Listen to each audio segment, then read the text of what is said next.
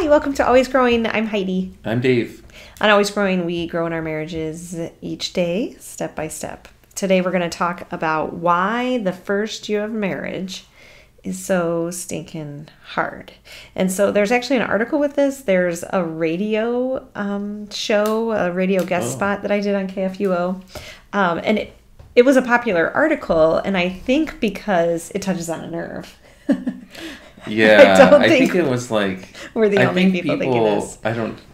Are surprised about the first year of marriage. I think it's gonna be so great. Yeah, which there's a side of it. Yeah, it is totally great, but right, but it is harder than you expect. There's something different in, I think, our cultural expectations of the first year of marriage and the actuality of it. And for some reason, we're not talking about those differences and tensions. Like, I think we kind of want maybe the fairy tale version. Yeah, and it's kind of like, well, the good outweighs the bad, so it's fine. Right. For me, it's right up there with spiritual platitudes. Like when you're going through a hard time and someone's like, God works everything for good, or you got this, or and I just need someone to be like, that's hard. I feel the same way about that first year of marriage, and just marriage in general. Is I want someone to say like, wow, it's hard, it's good. Doesn't negate the good, but it does not make it easy.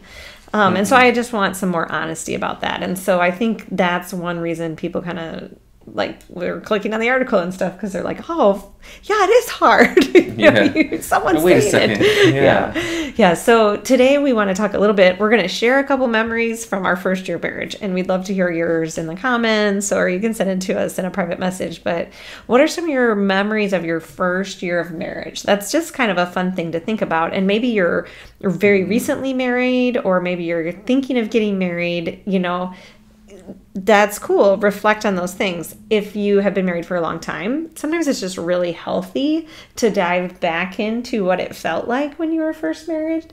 That in itself is kind of therapeutic and good for your marriage. So Dave, what memories do you have? Oh, it's a good memory from our first year of marriage. We've been married 20 years now.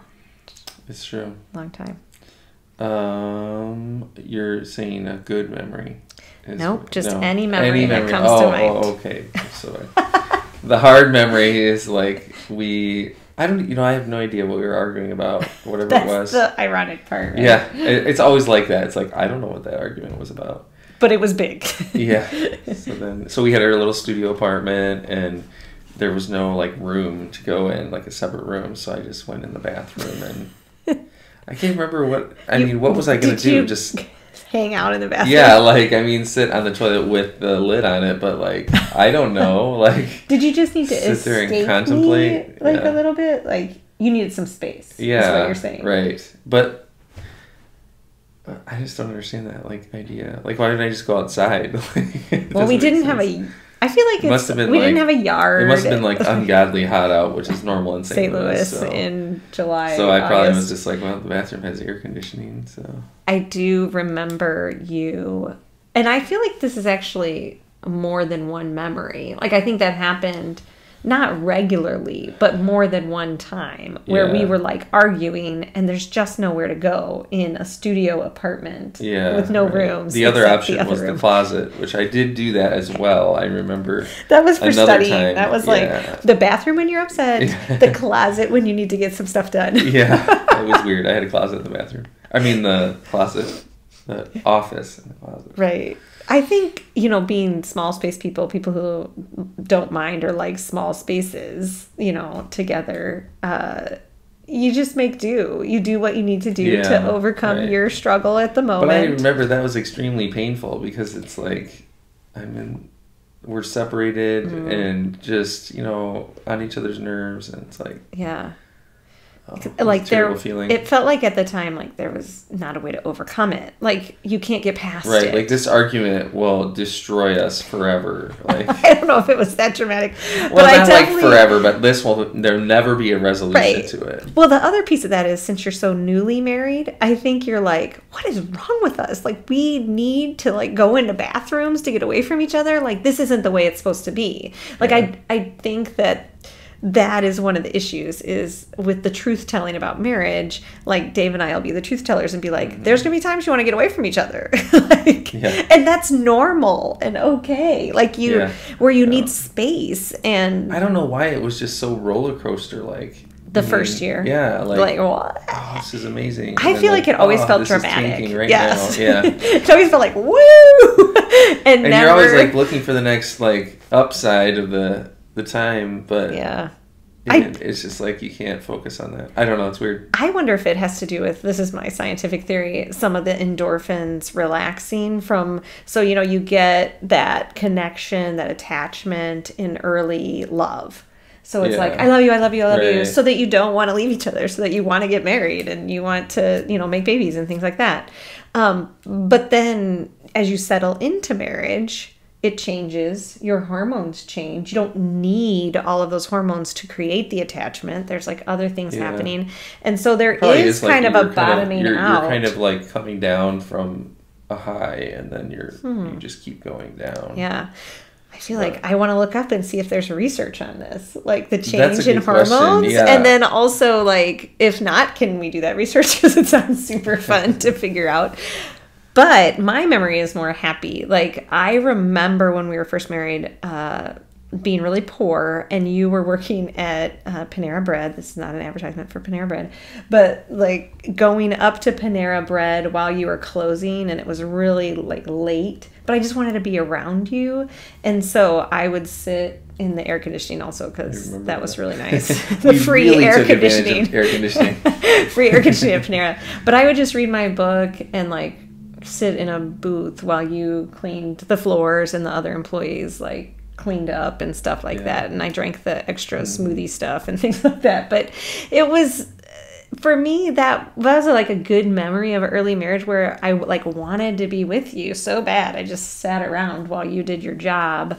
And also just, I don't know, very normal, I feel like, to just do the work of life. I was reading or doing something for school because I was still in school at the time, and you were, doing what you needed to do to get work done and make money and pay the rent and things like that. And so those were just good. It was very normal. It felt very, I think that moment of marriage that you're waiting for as a newlywed, where it just feels like, well, we're married now. We do married people things, and just very day to day that you don't get when you're dating or even living together. I think that just feeling of marriage was really unique to me. So we'd love to hear again your memories of early marriage. But this particular article and video is about why it's hard, and we're running out of time. We spent so much time on the memories, but I think there's we talked about a little bit of some reasons why it's hard, and I want to tell you what I believe the number one reason why it's hard is just the act of leaving and cleaving. That's a biblical concept. We talk about it in other videos too, but in Genesis 2, it says, a man shall leave his father and mother and cling to his wife, that there will be this relationship created that's new and different. And so the other relationships will change around it. Everyone's going to experience the change. And so the two people in the marriage are surely going to experience that change. And that makes it hard. Especially the early changes is just kind of a shock, I think, to the system and what you thought it was going to be, like a release of some expectations that didn't either get fulfilled or got fulfilled, whatever, but some reckoning, if you will, with that. And then there's also the other people around the system of the two people that have to deal with that leaving and cleaving. And we have another video about that you can look up. And I'll link it in the show notes. But we want to give you some tips. We don't want to leave you with like, wow, marriage is really hard when you start. But especially if you're newly married, or even if you've been married for a while, like reflecting on those times, what are some tips? What can we do to make that transition a little, I don't even want to say smoother, but just like more growth oriented, more always growing oriented, some awareness in it. So number one, God desires for you to respect your family. You're still honoring your father and mother. You're still doing all of the things that he has built into the family unit. But this new thing it's almost like a new commandment, like focus on the marriage. before the other things. Like, focus on this new family, respect and create this new family. And there's work in that. Right. There's going to be a lot of tension for other people in that. But I do think it is almost like a new command of God, because there is that whole honor your father and mother. And now we're like transitioning to honoring them, but not a hierarchy of relationship necessarily, but yeah, just like a new design for the structures and stuff. Does that make sense? I think that it kind of sounds easier than it is. I mean, you right, leave and cleave. Leave and cleave. Okay, I got it. My parents, like, not as, as it was before. Now it's different. And I think the cleaving is like, we think that because we've left, that automatically means we've cleaved. Done. Which I think is totally not right. It's, you're leaving, okay, and I think that's hard, but I think we can kind of wrap our heads around it.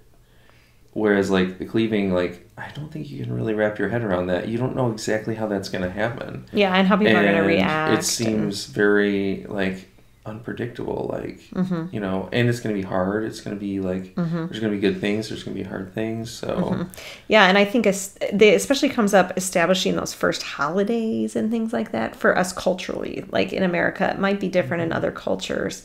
But especially here, I think there's certain moments where it kind of pops up because there's some expectations and things around it. So culturally speaking, in your culture that you reside in, whatever things have expectations around them with families, you're going to feel it extra hard there.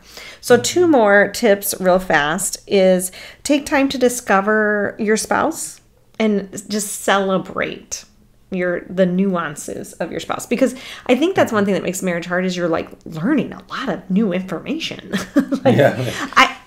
Information overload. Yeah, it is. It's just like, well, I didn't know this about them and this about them and this about them, and some of it's like they don't put the toilet seat down, or they can't put socks in a bin to save their life, like things like that.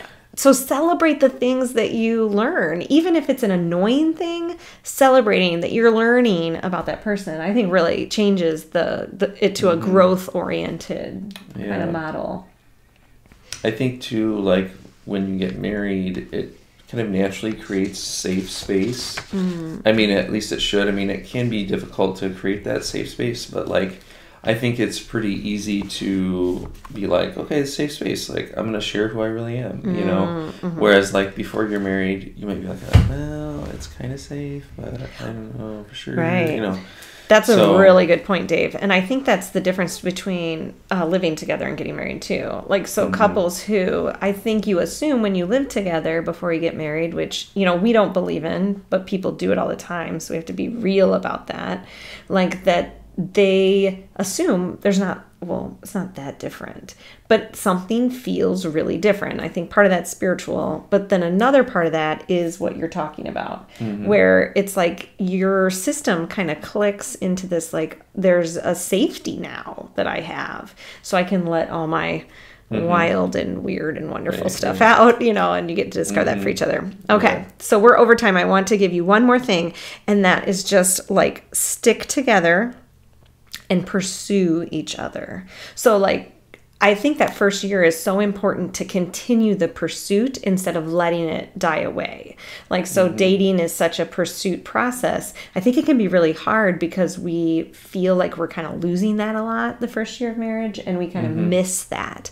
And so setting up new ways, new techniques, new ideas and traditions of how we're pursuing each other. And, maybe that's date night, but maybe it's something else, like making the 9 p.m. Show you watch together or something kind of important, or it seems like really silly stuff, eating dinner together, whatever you're going to do that sets up that this is the new version of pursuing each other. That's a really healthy transition to do. So yeah, totally. All right, out of time. Thanks for joining us, and thanks for listening a little extra if you did today. I think the first year has a lot of meat in it, so that was a good video, and we'd love to hear from you. Tell us what was hard and good about your first year, what you learned, and what we can share with one another. We're always growing together. We'll see you next time.